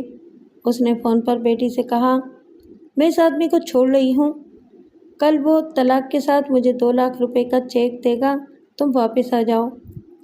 पहले मैं इरफान से निकाह पढ़वाऊँगी, उसके साथ उसके घर जाऊँगी, फिर आपके पास आऊँगी। उसने नागवारी से कहा, कई बार समझाया है कि इसका नाम मेरे सामने ना लिया करो। वो मुझे एक आँख नहीं भाता और मेरी दोनों आँखों में समा जाता है। कल आपको 2 लाख का चेक मिलेगा, परसों आप मुझे 1 लाख रुपए देंगी। जवाब में वो गुस्से से बोली, मुझे क्या पागल की बच्ची समझा है कि इरफान के लिए तुझ पर इतनी बड़ी रकम लुटा दूँ? वो तो आपको लौटाना ही पड़ेगी। अभी ये कोई नहीं जानता कि मैं घर से भागी हुई लड़की हूँ। पता नहीं किसके साथ मुँह काला कर रही हूँ। बदनामी से बचने के लिए मेरा मुतालबा पूरा करें, मैं मनकूहा बनकर नेक नामी से घर वापस आ जाऊँगी। ये कहकर बेटी ने फ़ोन बंद कर दिया। वो माँ के पैरों तले से ज़मीन खिसका रही थी। उसने अपनी भतीजी अनीला पर इल्ज़ाम लगाया था। अब ये इल्ज़ाम अपनी बेटी पर भी आ सकता था। वो अपनी माँ की तरह तेज़ तर्रार थी। 1 लाख रुपए वसूल किए बगैर नेक नामी से घर वापस आने वाली नहीं थी। खूब जानती थी कि माँ को इसके सामने हार मानना पड़ेगी और बेटा भी इतनी बड़ी रकम देकर कारोबार के लिए 20-25 हज़ार मांग कर ले जाएगा, फिर 1 आध हफ्ते बाद खाली हाथ वापस आ जाएगा। दुर्दाना अपने मसाइल में उलझी हुई थी। जब भी उसका भाई सुलेमान मस्जिद के पेश इमाम और मौलाना फजल करीम के साथ उसके दरवाजे पर आया। भाई को महल्ले के मोअज़्ज़िज़ अफराद के साथ देखकर वो समझ गई कि वो किस मकसद के लिए आए हैं। उसने बड़े अदब से इन्हें सलाम किया। इमाम साहब ने सलाम का जवाब देते हुए कहा, दुर्दाना बहन, तुमसे कुछ बातें करनी हैं, अगर इजाज़त हो तो अंदर आ जाएं। वो फ़ौरन ही एक तरफ हटते हुए बोली, जी बिस्मिल्लाह, तशरीफ़ लाइए। उसने ड्राइंग रूम का दरवाज़ा खोल दिया। वो दोनों अंदर जाने लगे। सुलेमान भी इनके पीछे जाना चाहता था कि दुर्दाना ने इसकी कलाई थाम ली, इसे अपने साथ दूसरे कमरे में ले आई और दबी आवाज़ में बोली, मैं सब कुछ समझ गई हूँ कि तुम अपनी सिफारिश के लिए इन्हें यहाँ लाए हो। वो सर झुकाकर बोला, तुम दुरुस्त समझ रही हो, जबकि मैंने कहा था कि रिश्ते की बात अपने दिमाग से निकाल दो, फिर भी ये तमाशा कर रहे हो। मेरी तो अपनी ज़िंदगी तमाशा बनकर रह गई है। तुम चाहो तो अपने भाई को इस दलदल से निकाल सकती हो। वो ज़रा तनकर बोली, पत्थर पर खींची हुई लकीर तो मिट सकती है, मगर दुर्दाना की ज़बान से निकली हुई बात कभी नहीं बदलती। मैं तुम्हारी ज़िद्दी फितरत को अच्छी तरह जानता हूँ। जानते हो तो फिर भी सिफारिश लेकर चले आए। क्या समझते हो, इनके कहने से मैं मान जाऊँगी? वो हाथ जोड़ते हुए बोला, मान जाओगी तो मेरी इज्जत रह जाएगी। तुम्हारी इज्जत तो तुम्हारी चहीती ने मट्टी में मिलाई है। मेरी बेटी और तुम्हारे बेटे ने मिलकर हम सब के सरों पर खाक डाली है। मेरे नईम को कुछ ना कहना, वो नहीं गया था तुम्हारे सर पर खाक डालने के लिए, बल्कि तुम्हारी लाडली आई थी उसे बरगलाने के लिए। पूरी 1 रात गुजारी थी उसने यहाँ मेरे घर में मेरे बेटे के साथ, वो भी मेरी गैर मौजूदगी में। वो इसे चुप कराना चाहता था, मगर वो धीमी आवाज़ में यूँ बोल रही थी जैसे धीरे धीरे इसे ज़िंदा दरगोर कर रही हो। फिर सीने पर हाथ रखकर बोली, ग़ज़ब खुदा का, मैं बड़ी आपा के पास रहने क्या गई, तुम्हारी बेटी नकबज़नी करने चली आई, अपने साथ मेरे बच्चे को भी बदनाम कर डाला। वो तो लड़का है, बहकावे में आ गया। तुम अगर ठंडे दिलो दिमाग से सोचो तो बिगड़ी हुई बात बन सकती है। उसने उंगली उठाकर उसे चुप कराते हुए कहा, बात बनाने की कोशिश भी मत करो, जाओ जाकर अंदर बैठो, मैं चाय लेकर आती हूँ। वो बोला, चाहता हूँ, मगर याद करो हमारे ख़ानदान में ऐसी गलती तुमसे भी तो हो चुकी है। वो तड़क कर बोली, क्या बकवास कर रहे हो? सच बोल रहा हूँ और तुम्हें याद दिला रहा हूँ। अम्मी ने एक रात हमारे सौतेले बाप के साथ तुम्हें पकड़ा था और फिर दूसरे ही दिन अपने भतीजे से तुम्हारा निकाह पढ़वा दिया था। वो गुस्से से मुठ्ठियाँ भींचकर बोली, इमाम साहब और मौलाना साहब अभी यहाँ ना होते तो मैं तुम्हारा मुंह तोड़ देती। क्या तुम्हारे पास मेरे खिलाफ़ कोई सबूत है कि मैंने ये गुनाह किया था? उसने इनकार में सर हिलाया। वो बोली, जब तक सबूत और गवाह न हो तब तक कोई गुनाहगार नहीं कहलाता। मैं पारसा हूँ और पारसा ही रहूँगी। तुम्हारी बेटी का काला मुँह सबने देखा है, इसलिए वो गुनाहगार कहला रही है और कहलाती रहेगी। वो बेबसी से बोला, मैंने ये बात तुम पर कीचड़ उछालने के लिए नहीं कही है, बस इतनी सी इल्तिजा कर रहा हूँ कि अपनी गलती को याद करो और मेरी बेटी को इसलिए अपना लो कि वो तुम्हारे ही बेटे के साथ गुनाहगार हुई है। यहाँ आकर मुझ पर कीचड़ उछाल रहे हो, میں خوب جانتی ہوں، اگر ابھی تمہارے پاس ثبوت اور گواہ ہوتے تو تم میری کمزوری سے ضرور فائدہ اٹھاتے، زبردستی اپنی بیٹی کو میرے بیٹے کے سر پر لا کر بٹھا دیتے اور میں چپ چاپ دیکھتی رہ جاتی۔ میں کبھی ایسا نہ کرتا۔ امی نے تمہاری غلطی پر پردہ ڈالا تھا، تم میری بیٹی کی غلطی پر پردہ ڈالو۔ خاندان میں یہی ہوتا ہے، ایک دوسرے کی پردہ پوشی کر کے ہی گھرانے کی عزت رکھی جاتی ہے۔ میں تو ایسا نہیں کر سکتی۔ نیک مشورہ دیتی ہوں، کسی دوسرے شہر میں جاؤ، وہاں بیٹی کو پارسا بنا کر اسے کسی کے پلے باندھ دو، یہی ایک راستہ ہے۔ پھر وہ وہاں سے جاتے ہوئے بولی، اب جاؤ یہاں سے، وہ لوگ انتظار کر رہے ہیں۔ وہ بڑی بے بسی سے سر جھکا کر ڈرائنگ روم میں آ گیا۔ امام صاحب نے پوچھا، کیا ہوا؟ وہ بولا، مجھے لگتا ہے کہ آپ لوگوں کو بیچ میں ڈالنے سے بھی یہ مسئلہ حل نہیں ہو سکے گا۔ کیا دردانہ بہن نے کچھ کہا ہے؟ اس کی تو وہی ایک ضد ہے، کہتی ہے کہ کسی بھی حال میں نہیں مانے گی۔ مولانا فضل کریم نے اس کے شانے پر ہاتھ رکھ کر کہا، بات کرنے کا اور منوانے کا ایک طریقہ ہوتا ہے، تم حوصلہ رکھو۔ امام صاحب نے دھیمی آواز میں کہا، نعیم کو کون نہیں جانتا، ایک نمبر کا نکھٹو ہے، کوئی ہیرا نہیں ہے، لیکن ہاں اس وقت وہ تمہاری بیٹی کے لیے پارس ثابت ہو سکتا ہے، مولانا نے کہا، اور اس مجبوری کو دردانہ بہن اچھی طرح سمجھ رہی ہے۔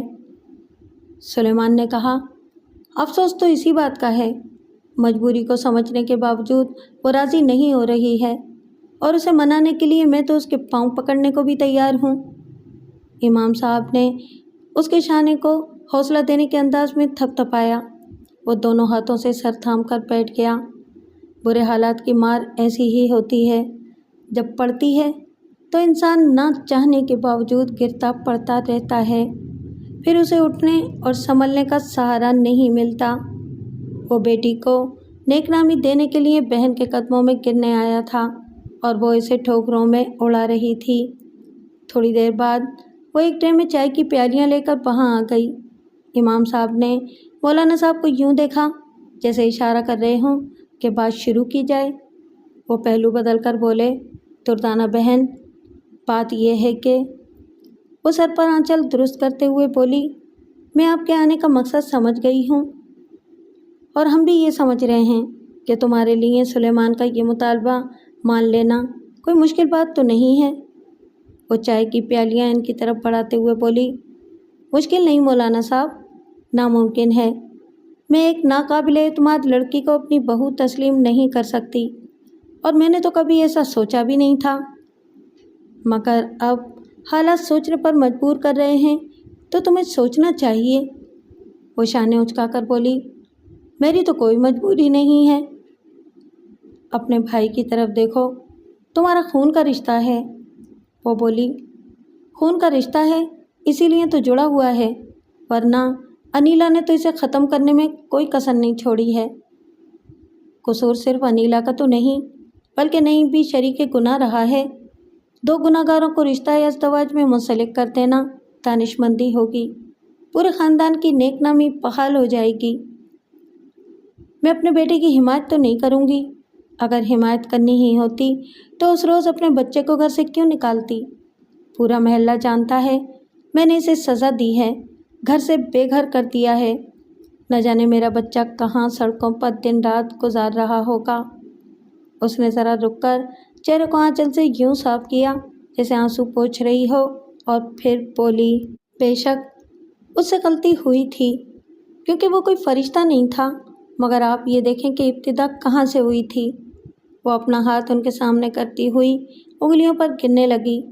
نمبر 1، میرا بیٹا اسے اٹھا کر نہیں لایا تھا۔ نمبر 2، وہ اپنے قدموں سے چل کر یہاں آئی تھی۔ نمبر 3، صبح آپ کے سب کے سامنے اس گھر سے برآمد ہوئی تھی۔ نمبر 4، وہ اس رات میری غیر موجودگی کا فائدہ اٹھا کر بے حیائی کے لیے آئی تھی۔ نمبر 5، سب کو انیلا کے حلیے سے معلوم ہو گیا تھا کہ نعیم نے اس کے ساتھ کوئی زبردستی نہیں کی تھی۔ اب اس سے زیادہ میں کیا بولوں؟ آپ لوگ تو گواہ ہیں۔ وہ زخموں کو کرید رہی تھی، اگرچہ سچ بول رہی تھی، مگر وہ سچ بہت ہی کڑوا تھا۔ सुलेमान को बहुत तकलीफ हो रही थी। वो सर झुकाए बालों को मुट्ठियों में जकड़े यूं खींच रहा था जैसे इस शर्मनाक हकीकत का मुंह नोच रहा हो। मौलाना ने इसे देखा, फिर दुर्दाना से कहा, हम इस किस्से को दोहराने नहीं आए हैं, मसले का हल निकालने आए हैं। सुलेमान बहुत परेशान है। अनीला की बदनामी इसकी दूसरी बेटियों को भी तबाह कर डालेगी। बच्चों ने गुनाह किया है, तुम नेकी करो। वो सर झटक कर बोली, गलती की सज़ा दी जाती है, इस पर पर्दा नहीं डाला जाता, और ये बातें तो आप मुझसे बेहतर जानते हैं। मौलाना ने इमाम साहब की तरफ देखते हुए कहा, बेटियों की इज्जत का भरम रखने के लिए पर्दापोशी से काम लिया जाता है दुर्दाना बहन। हम बड़ी उम्मीदें लेकर यहाँ आए हैं। सोचा था तुम अपने भाई की नहीं तो कम से कम हमारी बात ज़रूर मानोगी। वो बोली, आप दोनों इलाके के मुअज़्ज़िज़ अफराद हैं, मैं आपकी बहुत इज़्ज़त करती हूँ। आपकी हर बात मेरे लिए हुक्म का दर्जा रखती है। इसने भाई पर एक नज़र डालने के बाद कहा, लेकिन ज़रा सोचें, अगर इसी तरह गुनाहों की पर्दापोशी की जाती रही तो आइंदा दूसरी लड़कियों को भी शय मिलेगी। यह हौसला मिलेगा कि घर से बाहर रात गुजारने और मुंह काला करने के बावजूद उन्हें डोली नसीब हो जाएगी। आप सिर्फ एक पहलू से सोच रहे हैं, अनजाने में एक गुनाहगार को बचाने के लिए कितने ही नादान ज़हनों की हिम्मत अफजाई कर रहे हैं। मौलाना ने कहा, तुम सरासर गलत सोच रही हो। वो बोली, बुरा ना मनाए मौलाना साहब, मुझे लग रहा है आप मेरी सुनने नहीं बल्कि सिर्फ अपनी कहने आए हैं। चाहते हैं किसी भी तरह मैं आपकी बात मान लूं। मौलाना फजल करीम ने इमाम साहब की तरफ देखा। ये बात समझ में आ गई थी कि वो ज़िद की पक्की है, जो ठान चुकी है उससे पीछे नहीं हटेगी, बल्कि जाहिलाना अंदाज में उल्टी सीधी दलीलें देकर इन्हें मुतमईन करने की कोशिशें करती रहेगी। मौलाना ने इमाम साहब को उठने का इशारा किया। उन्होंने सुलेमान की तरफ देखा। वो बड़ी शकस्तगी से बहन को यूं देख रहा था जैसे वहाँ से उठेगा तो बिखर जाएगा, कभी सिमट नहीं पाएगा। इसकी निगाहें में एक बूढ़े और मजबूर बाप की इल्तिजा थी, एक बेबस भाई की फरियाद थी कि बहन इसे समेट ले। इमाम साहब ने आखिरी बार समझाने की कोशिश की और दुर्दाना से कहा, कम से कम अपने भाई के लिए हमदर्दी से सोचो, ये बेचारा तो जीते जी मर गया है। उसने एक नज़र भाई को देखा और फिर कहा, जिसकी किस्मत में जो होता है वो तो होकर ही रहता है, तकदीर के लिखे को कौन बदल सकता है। वो बोले, तदबीर से तकदीर भी तो बदली जा सकती है। उसने पहलू बदल कर कहा, जी बेशक, तदबीर से तकदीर बदलती है। अब मैं साफ साफ कह दूं कि मैं अपने बेटे की तकदीर बदलना चाहती हूँ। वो बेरोज़गार है, कभी काम धंधे से लगता है तो माहाना 4-5 हज़ार रुपये मिल जाते हैं। शादी करेगा तो क्या कमाएगा और बीवी बच्चों को क्या खिलाएगा। सुलेमान ने कहा, मैं इसे पान सिगरेट की दुकान करवा दूंगा। मैं इसी दुकान करा चुकी हूँ। पीसीओ और फोटोस्टेट कॉपी की मशीन भी लगवाई थी, वो दुकान नहीं चली। मेरा बेटा एक बड़ा जनरल स्टोर करना चाहता है। मेरी औकात देखकर जो कहोगी मैं वो करूँगा। जनरल स्टोर में तो लाखों रुपए लगाने पड़ते हैं। अपना मकान नईम के नाम कर दो, मैं अनीला को बहू बनाकर ले आऊँगी। इन तीनों ने चौंक कर इसे देखा। भतीजी की इज्जत रखने के लिए इसने बहुत बड़ा मुतालबा किया था। सुलेमान ने आजिज़ी से कहा, मैंने 3 बेटियों को दुल्हन बनाने के लिए वो मकान रखा है। इसका एक एक पोर्शन बेचकर इनकी शादियां करूँगा। अगर एक ही बेटी को पूरा मकान दे दूँगा तो बाकी बेटियों का क्या होगा। वो बोली, ये तुम्हारा मसला है, तुम समझो। मैं तो इसी तरह तुम्हारा मसला हल कर सकती हूँ, और तो कोई सूरत नहीं है। मौलाना ने कहा, वो तुम्हारे भाई की बेटी है, इंसानियत से और लहू के रिश्ते से इसे घर लाओ, ये लेन देन की शर्त ना रखो। क्या मेरे घर आकर मुंह काला करने वाली लड़की को मुफ्त में अपने गले का फंदा बना लूं? इस गुनाह में तुम्हारा बेटा भी तो बराबर का शरीक रहा है। ये मैं पहले भी मान चुकी हूँ। अकल की बात यह है कि सुलेमान अपना मकान नईम के नाम लिखेगा तो इसमें अनीला की भलाई है। मेरा बेटा वो मकान बेचकर बड़ा जनरल स्टोर करेगा। अनीला यहाँ आकर राज करेगी। امام صاحب نے کہا، تم سلیمان کو اور اس کے بیوی بچوں کو بے گھر کر دینا چاہتی ہو؟ آپ جو بھی سمجھیں، مجھے جو کہنا تھا کہہ دیا۔ آپ حضرات کا وقت بہت قیمتی ہے، یہاں ضائع نہ کریں۔ اس نے یہ کہہ کر گویا بات ہی ختم کر دی۔ اب آگے کچھ بھی کہنے کو نہیں رہ گیا تھا، وہ واضح الفاظ میں انکار کر چکی تھی۔ مولانا فضل کریم نے اپنی جگہ سے اٹھتے ہوئے امام صاحب سے کہا، ہمیں چلنا چاہیے۔ سلیمان نے سر اٹھا کر انہیں دیکھا، پھر امام صاحب کو دیکھا۔ اس کی نگاہوں میں بے چارگی اور بے بسی تھی۔ سوال تھا کہ اب کیا ہوگا۔ وہ اس امید کے سہارے بہن کے پاس آیا تھا کہ وہ اس کی نہیں تو ان معزز افراد کی ضرور سنے گی، مگر اب یہ امید بھی ٹوٹ گئی تھی۔ امام صاحب نے اٹھتے ہوئے کہا، چلو سلیمان۔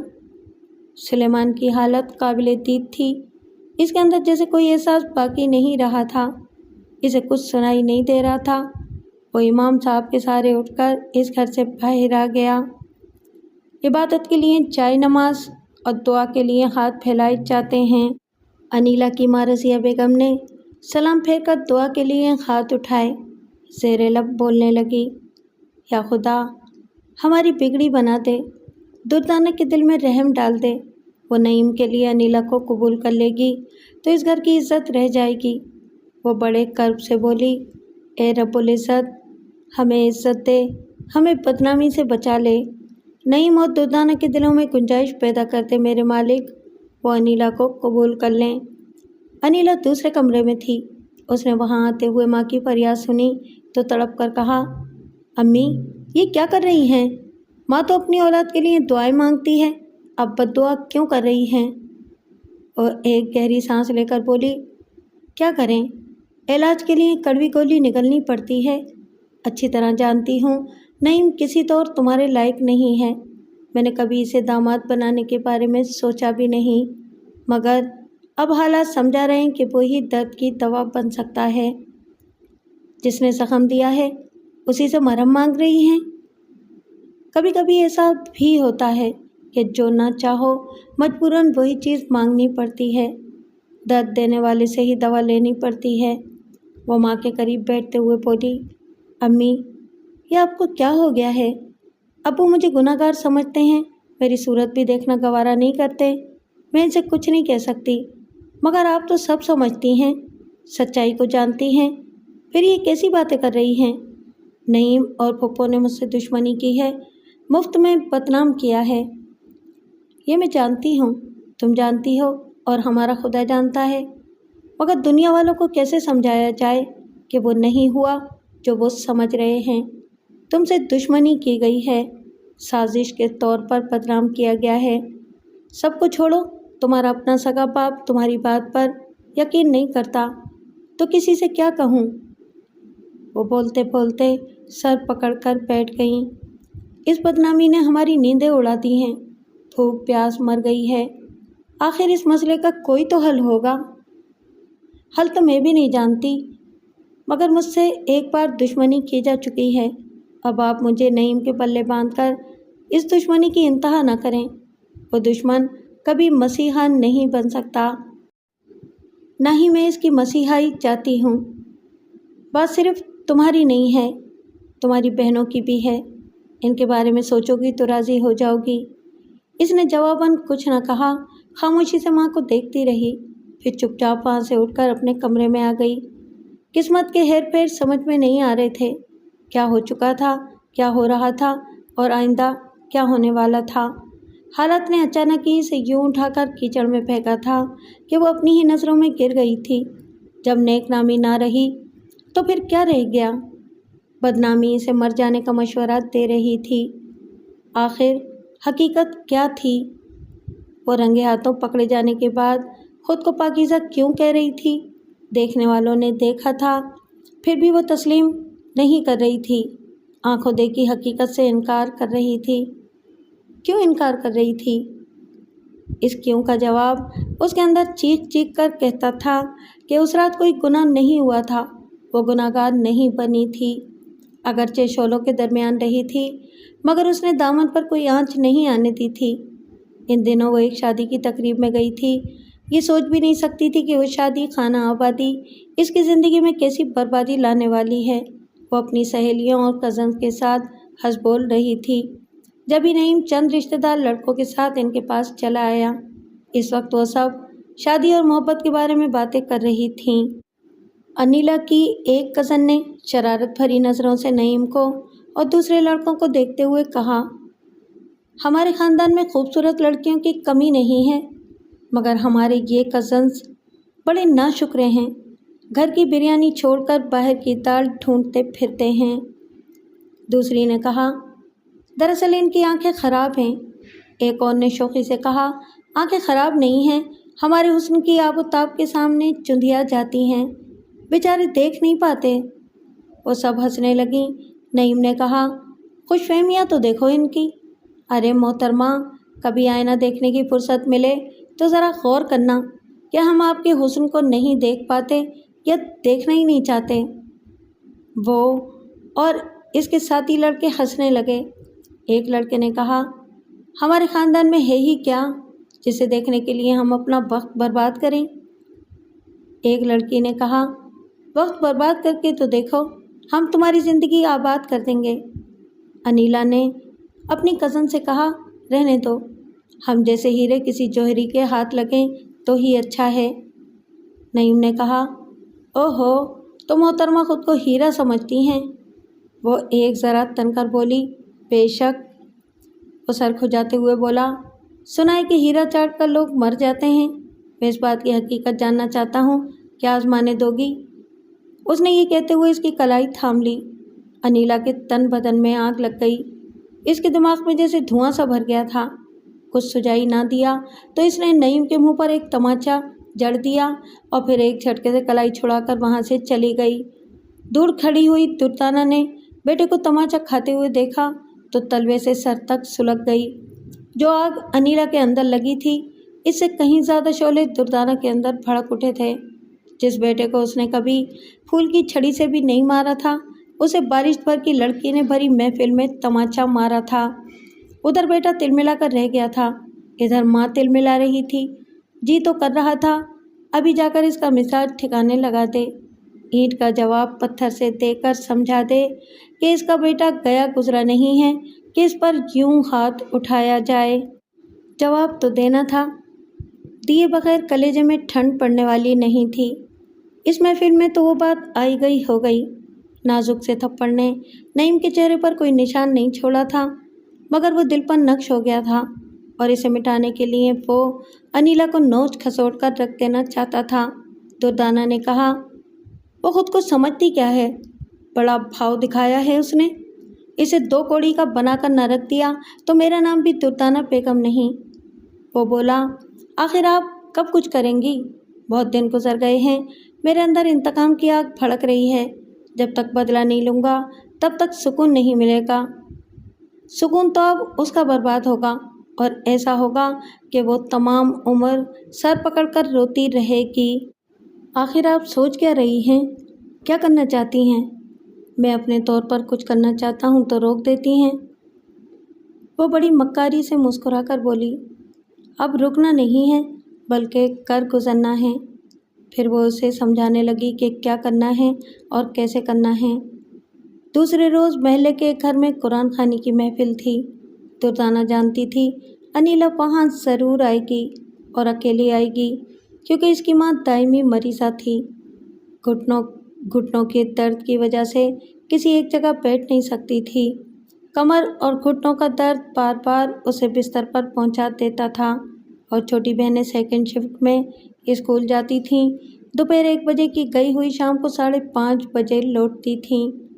جب دردانہ وہاں پہنچی تو اس کا اندازہ درست نکلا۔ انیلا تنہا آئی ہوئی تھی۔ وہ اس کے برابر آ کر بیٹھ گئی۔ انیلا اسے سلام کر کے سپارہ پڑھنے میں مصروف ہو گئی۔ وہ بھی ایک سپارہ اٹھا کر پڑھنے لگی۔ دھیرے دھیرے عورتوں کی تعداد بڑھ رہی تھی۔ دردانہ نے سپارہ ختم کر کے رکھ دیا۔ اس گھر کی ایک خاتون سے کہا، آپ نے بہت تاکید کی تھی اس لیے چلی آئی، مگر محفل کے اختتام تک رک نہیں سکوں گی۔ وہ بولی، آپ وقت نکال کر آ گئیں، یہی بہت بڑی بات ہے۔ ویسے نیاز تک رک جاتی تو اچھا ہوتا، مغرب سے پہلے قرآن خوانی مکمل ہو جائے گی، تبرک چکر ہی جاتی۔ یہ کھانا پینا تو چلتا ہی رہتا ہے، اصل بات تو ثواب کی ہے۔ اس محفل میں شریک ہو گئی، میرے لیے یہی کافی ہے، اب چلتی ہوں۔ خاتون نے کہا، جیسی آپ کی مرضی۔ دردانہ نے انیلا کی طرف جھک کر دھیمی آواز میں کہا، یہاں سے فارغ ہو کر میرے گھر چلی آنا، کچھ ضروری باتیں کرنی ہیں۔ اس نے سوالیہ نظروں سے پھوپھی کو دیکھا۔ یہ سن کر تعجب ہوا تھا کہ اسے بھتیجی سے کچھ ضروری باتیں کرنی ہیں، لیکن وہ باتیں کیا ہو سکتی تھیں؟ اس نے آنچل درست کرتے ہوئے کہا، پتہ نہیں یہاں کتنا وقت لگے گا، ابھی تو پڑھنے کے لیے اچھے خاصے سپارے رکھے ہیں، جتنا بھی وقت لگے یہاں سے سیدھی میرے پاس آ جانا، میں انتظار کروں گی۔ اس نے کچھ سوچتے ہوئے دھیرے سے سر ہلایا اور کہا، ٹھیک ہے۔ دردانہ نے اس کے ہاتھ پر اپنا ہاتھ رکھ کر دباؤ ڈالتے ہوئے تاکید کی، بھول نہ جانا، کہیں میں انتظار ہی کرتی نہ رہ جاؤں۔ نہیں نہیں، مجھے یاد رہے گا، آ جاؤں گی۔ وہ چلی گئی۔ انیلا پھر سے سپارہ پڑھنے میں مصروف ہو گئی، مگر دھیان پھوپھی کی طرف تھا۔ سمجھ میں نہیں آ رہا تھا کہ آخر اس سے کیا کام ہو سکتا ہے، ایسی کون سی ضروری باتیں ہیں جنہیں وہ تنہائی میں کرنا چاہتی ہے۔ اس کا بار بار تاکید کرنا سمجھا رہا تھا، یقیناً کوئی خاص بات ہے۔ وہ متجسس ہو گئی تھی۔ سامنے کلام پاک کے الفاظ تھے، وہ انہیں پڑھ رہی تھی مگر الجھی ہوئی تھی۔ کئی ہفتے گزر گئے تھے، اس نے پھوپھی کے گھر جانا آنا چھوڑ دیا تھا، وہاں جانے کو دل ہی نہیں کرتا تھا۔ شام کے سائے گہرے ہو رہے تھے، وہ قرآن خوانی کی محفل سے فارغ ہو کر دردانہ کے گھر چلی آئی۔ یقین تھا کہ پھوپھی دروازہ کھولے گی، مگر جب اس نے کال بیل بجائی تو خلاف توقع نعیم نے مسکرا کر اس کا استقبال کیا۔ شادی کی تقریب میں جو کچھ ہوا تھا، اس کے بعد سے وہ اس سے کترانے لگی تھی، کوشش کرتی تھی کہ ان کا سامنا نہ ہوا کرے۔ بہت دنوں بعد اب سامنا ہوا تو وہ ڈھیٹ بن کر مسکرا رہا تھا۔ وہ ذرا جھجک سی گئی، کترانے کے انداز میں نظریں جھکا کر بولی، مجھے پھپھو نے بلایا تھا، کہاں ہیں وہ؟ اسے دیکھ کر تھپڑ کی سنسناہٹ یاد آ گئی۔ وہ اپنے گال کو سہلاتے ہوئے بولا، گھر میں ہی ہیں، اندر آ جاؤ۔ وہ ہچکچا کر بولی، اندر؟ ہاں۔ کیوں اندر نہیں آؤ گی؟ کیا زندگی میں پہلی بار پھوپھی کے گھر آئی ہو؟ ہاں نہیں، میں وہ ایک طرف ہٹ گیا۔ اسے اندر آنے کا راستہ دے کر دوسری طرف منہ کر کے بلند آواز میں بولا، امی یہ تمہاری بھتیجی صاحبہ آئی ہیں۔ وہ جھجکتے ہوئے اندر آ گئی۔ بیٹے کی توہین کے باوجود پھوپھی بڑی خوش اخلاقی سے پیش آتی تھی، اسی لیے جب اس نے گھر آنے کو کہا تو انکار نہ کر سکی، پھوپھی پر اعتماد کر کے چلی آئی۔ وہ اس کے پیچھے چلتے ہوئے گھر کا جائزہ لیتے ہوئے ایک کمرے میں آ گئی۔ دردانہ کہیں دکھائی نہیں دے رہی تھی۔ اس نے ادھر ادھر دیکھتے ہوئے پوچھا، پھوپھو کہاں ہیں؟ واش روم میں ہیں، تم بیٹھو، میں بلاتا ہوں۔ وہ ماں کو پکارتے ہوئے بیٹھک کی طرف چلا گیا۔ وہ بیڈ کے سرے پر بیٹھ کر انتظار کرنے لگی۔ رفتہ رفتہ انتظار طویل ہوتا چلا گیا۔ اس کی بے چینی بڑھنے لگی۔ وہ بار بار دروازے کی طرف دیکھ رہی تھی۔ گھر میں بدستور خاموشی چھائی ہوئی تھی۔ شام گہری ہو کر رات میں تبدیل ہو چکی تھی۔ اب تک نہ پھوپھی آئی تھی اور نہ ہی نعیم پلٹ کر آیا تھا، اور عینی کی موجودگی کا تو سوال ہی پیدا نہیں ہوتا تھا۔ اسے گھبراہٹ ہونے لگی۔ وہ اٹھ کر کھڑی ہو گئی، کمرے سے نکل کر واش روم کی طرف آئی، وہ خالی تھا۔ اس نے کچن میں جھانک کر دیکھا، وہاں بھی کوئی نہیں تھا۔ اس نے پریشان ہو کر دردانہ کو پکارا، پھپھو پھپھو۔ وہ جب سے آئی تھی تب سے دردانہ کی ایک جھلک بھی دیکھنے کو نہیں ملی تھی، اور اب نعیم بھی دکھائی نہیں دے رہا تھا۔ عجیب پراسرار سی خاموشی چھائی ہوئی تھی۔ اس کے اندر جیسے کوئی انجانا خطرہ شور مچانے لگا۔ وہ پھوپھی کو پکارتے ہوئے دوسری کمرے کی طرف آئی تو دروازے پر پہنچتے ہی ٹھٹک گئی۔ شدید حیرانی سے دیکھنے لگی۔ سامنے ہی ایک صوفے پر نعیم بیٹھا ہوا تھا۔ اس کے آگے سینٹر ٹیبل پر شراب کی بوتل رکھی ہوئی تھی، اور وہ ایک گلاس سے اس لعنت کو گھونٹ گھونٹ حلق میں اتارتے ہوئے بڑی خباثت سے مسکرا رہا تھا۔ پھر لڑکھڑاتے ہوئے لہجے میں بولا، کیا ہوا؟ پھوپھی کو ڈھونڈتی پھر رہی ہو؟ اسے اس حالت میں دیکھ کر دماغ کو جھٹکا سا لگا تھا۔ یہ تو سبھی جانتے تھے کہ وہ دردانہ کا بگڑا ہوا شہزادہ ہے، مگر اس کی آوارگی اس حد تک بڑھ چکی ہے، اس کا اندازہ ابھی ہو رہا تھا۔ अब इसे फूफी का इंतज़ार नहीं था।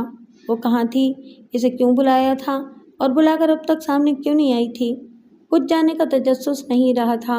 वो बस वहाँ से निकल जाना चाहती थी। वो किसी बात का जवाब दिए बगैर तकरीबन दौड़ते हुए बैरूनी दरवाजे की तरफ आ गई। पीछे से उसका कहकहा सुनाई दिया। दरवाजे पर पहुंचकर समझ में आया कि वो ऐसे शैतानी अंदाज में कहकहा क्यों लगा रहा है। वो दरवाज़ा अंदर से बंद था। सिर्फ कुंडी लगी होती तो वो एक झटके से खोलकर पलक झपकते ही बाहर निकल जाती, मगर वहाँ तो भारी भरकम ताला पड़ा हुआ था। इसकी तो जैसे सांसों पर ताले पड़ गए। इसने शदीद परेशानी से पलटकर नईम को देखा, फिर इस ताले को देखा। बात समझ में आ भी रही थी और नहीं भी। ज़हन तस्लीम कर भी रहा था और बेयकीनी भी थी कि सगे खून के रिश्ते इसके साथ कोई घिनौना खेल खेलना चाहते हैं। इसने ताले को झंझोड़ कर देखा। वो मजबूत ताला था। इसके नाजुक हाथों की ज़ोरा ज़ोरी से खुलने वाला नहीं था। वो करीब आते हुए बोला, ये चाबी के बगैर नहीं खुलेगा और चाबी मेरे पास है।